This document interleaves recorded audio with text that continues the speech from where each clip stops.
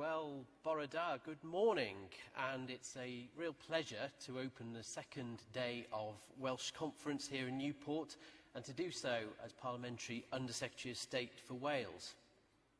Now, to have been a junior minister in the Wales office since October has been an immense honour, and I sometimes liken it to my background as a general practitioner, because of course my role is wide. It can include almost anything, with areas of oversight, both reserved and devolved, ranging from the city and growth deals to energy, digital infrastructure, health and education. And as a North Walian, it gives me particular satisfaction to be able to articulate the needs of North Wales at Westminster during a time when a quarter of a century of Labour Welsh Government has inflicted so much damage. We see a devolved administration increasingly out of its depth and detached from the needs of our communities, whether that's its apparent inability to manage a safe national health service, its insistence on putting political ideology ahead of the needs of schools, its assault on the tourism sector, or its war on the motorist. And Conference, not only is the Welsh Government ploughing ahead with its unpopular and unenforceable 20-mile-an-hour limit in built-up areas, but of course their roads review, essentially a ban on new roads, is set to be incredibly damaging and out of touch with reality. How can they not understand that for so many parts of Wales the car is virtually indispensable, and that Britain already has one of the most ambitious decarbonisation targets in place for vehicles? So it's no wonder that even some Labour politicians are calling for the devolution of decisions over roads from Cardiff to North Wales.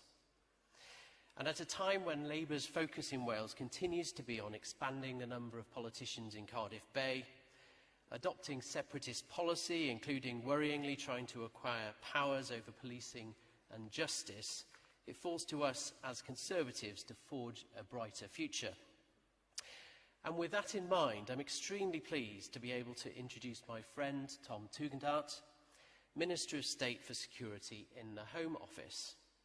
He was first elected as MP for Tonbridge and Malling in 2015, a time when I was elected, and in 2017 he went on to be elected as Chairman of the Foreign Affairs Select Committee.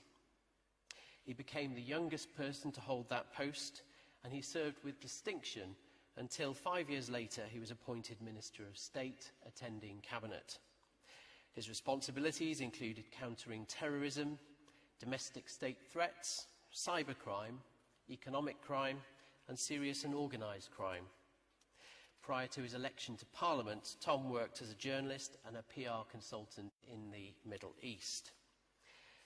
As an officer in the then Territorial Army, he served in Iraq and Afghanistan. He also worked for the Foreign Office, helping to set up the National Security Council of Afghanistan and the government in Helmand Province. On returning to the UK, Tom served as a military assistant and principal advisor to the Chief of the Defence Staff to the British Army. It's really good of him to be here today. Over to you, Tom.